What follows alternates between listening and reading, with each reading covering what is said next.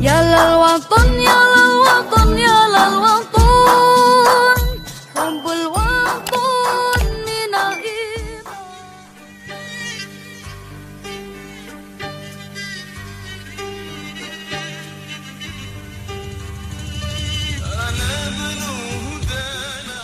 Terima kasih. Assalamualaikum warahmatullahi wabarakatuh. Sebenarnya sosok Rizik ini yang dilabeli Habib, kebetulan di Indonesia ini Habib itu masih menjadi ikon.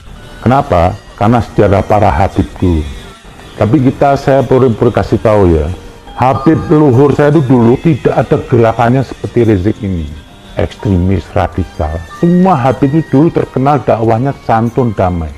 Hampir tidak pernah ada sejarah Habib dulu itu mau buat makar kepada negara, apalagi menggerakkan orang dengan kekerasan. Itu yang membedakan Habib dan non-Habib.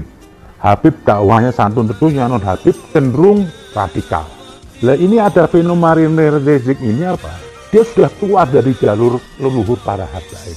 Ini Rizik ini sudah digunakan alat oleh kelompok-kelompok Taliban atau Khawarij atau Wahabi. Kenapa dia pakai? Karena di Indonesia itu Habib masih dihargai. Coba kalau dia bukan Habib, nggak ada yang mau ngikut itu. Jadi tolonglah jangan memanfaatkan nama-nama Habib ini untuk kepentingan ambisinya. Seperti dari apa pentingnya seorang anggota DPR kok tidak tahu bernegara yang di Bogor dan di Tasik. Mengatakan Rizik suruh bebas. Anda anggap mereka ini goblok apa yang di pengadilan? Pengadilan itu representasi Tuhan. Jangan suka ikut campur. Pernah Alkisah suatu saat Imam Ali kehilangan baju besinya. Pada saat Imam Ali ke pasar ada seorang ingin menjual baju besinya. Ini Imam Ali, sosok yang disucikan, sosok yang dimuliakan. Itu baju saya. Kata si pemilik, tidak, punya saya. Apa bukti kamu kalau itu punya kamu? Akhirnya kita sepakat ke pengadilan. Datanglah berdua ke pengadilan. Si hakim nanya kepada Imam Ali, apa buktinya? Saya tahu ini baju kamu, tapi tolong buktiin pada saya, pada hakimnya. Apa buktinya kalau ini baju punya kamu? Kata Imam Ali, yang tahu anak saya. Kata hakim, tidak bisa anak mendukung bapak. Terus apa buktinya? Tidak ada bukti. Akhirnya kata Imam Ali apa? Kasih kepada mereka. Kenapa? Saya nggak punya bukti untuk membuktikan pengadilan. Diberikan itu. Segitunya Imam Ali, seorang tokoh yang suci, menjunjung tinggi peradilan. Jadi kalau DPR ini pengamen-pengamen ini, saya tahu mereka tuh hanya untuk kepentingan partai dan kekuasaannya. Rizik dimanfaatkan untuk 2024. Apalagi sih mereka? Nggak perlu diagung-agung seorang Rizik itu bukan manusia suci, banyak salahnya. Jadi janganlah agama ini dimanfaatkan, dijadiin kuda politik. Yang satu Habib dan kuda politik oleh kepentingan ini kaum Wahabi. Gerakan Rizik itu sudah gerakan seperti gerakan Wahabi. Nggak ada tuh gerakan Ahlul Bait, keluarga Nabi, makar itu nggak ada. Imam Ali bilang apa? Apabila daerah negara itu dalam keadaan damai, tidak gencang, Anda membuat keributan, terhina. Kalau emang itu ada kekurangan tidak baik, sampaikan dengan cara santun, bukan mengadu domba antara rakyat. Nah ini ada kelompok-kelompok PKS, saya tahu tuh PKS, dimanfaatkan beberapa tokoh Habib untuk kekuasaannya. PKS itu berdiri juga beda afiliasinya dengan NU. Mereka punya Islamnya juga beda, mau bilang apa terserah. Saya pernah baca ADRT-nya, mereka juga menolak tahlil, ada buktinya saya punya. Karena untuk kepentingan penguasaan, sekarang dia manfaatin para Habib kayak Rizik untuk menjual. Itu bendera hitam. Siapa bela-bela hitam bendera Rasulullah? Dari mana Rasulullah pernah ngetek ada la ilaha illallah? Nyaplon di mana? Imam Ali bilang apa? Itu bendera hitam dan putih, hati-hati. Itu bendera yang membunuh Imam Ali. Yang membunuh Ahlul Bait, keluarga Nabi itu adalah bendera hitam itu semua. Yang dipegang oleh Khawarij. Karena waktu mereka melawan Imam Ali terdesak, dia membawa tombak Quran di atas Quran. Ini Quran, kata Imam Ali, betul ucapan Quran, tapi dengan maksud batil. Jadi FPI dan HTI itu produk politik, bukan produk agama. Ingin mengganggu, ini bangsa sudah baik, bangsa ini sudah Islami. Tolong yang merasa di DPR itu semua, janganlah.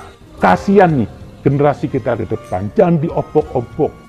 Jaga ini marwah, kembali semua ke Pancasila. Pancasila itu murni intisari dari Al-Quran. Tidak ada agama lebih baik dari keadilan. Pancasila menjunjung tinggi keadilan. Agama memecahkan persatuan, ketuhanan ada semua. Apalagi sih? Andai kan kalau ada Quran, nggak ada Nabi Muhammad, orang nggak ada yang tahu Al-Quran. Butuh penafsir Muhammad. Sekarang pun juga kita perlu tafsir. Nggak bisa mau langsung tafsir. Itu pun masih banyak perbedaan. Banyak mazhab. Jadi jangan merasa mengklaim, saya ini sudah sempurna. Selain Allah dan Rasul, tidak ada punya bisa mengatakan mutlak pendapat tentang Al-Quran untuk semua. Itu persepsi yang relatif. Jadi sesama relatif gak usah lah gontok-gontokan saling mengkafirin, merasa lebih suci. Biasa aja, nggak usah merasa satpam agama. Loh, agama Anda belum beres kok merasa satpam agama. Siapa yang bisa? EPI pakai nama Islam. Emang izin dari siapa pakai nama Islam? Sudah dapat spek dari Tuhan. Udah terima wahyu dari Tuhan. Kok dia mengklaim atas nama Islam? Tidak ada. NU nggak pakai nama Islam. Nahdlatul Ulama yang bisa menggunakan atas nama Islam illa Rasulullah. Salahnya tidak boleh. Salahnya multitafsir. Jadi tolonglah hargai peradilan ini. Jangan terus mau diopo-opo. Saya bukan manusia suci. Nabi bilang andaikan putriku mencuri, akan kupotong tangannya.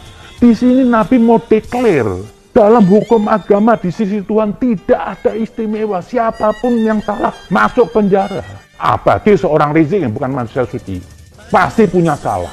Dia menghina Tuhan dari kaum Nasrani. Jelas di Quran dilarang jangan menghina Tuhan mereka. Kini mau dijunjung-junjung sebagai wakil Islam. Hancur nih Islam, bukan masalah agama aja. Saya jujur, leluhur Habib ini juga cuma jadi hancur.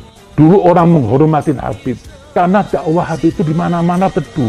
Tidak pernah ada di situ Habib bikin makar. Tidak pernah mengganggu. Di Solo itu ada Habib satu hari.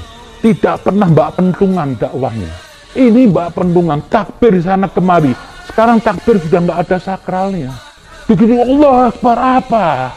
Padahal begitu Anda menyebut takbir, itu Anda isra ke Allah. Menggigil. Nabi waktu nyebut Allahu Akbar itu gigil Imam Ali.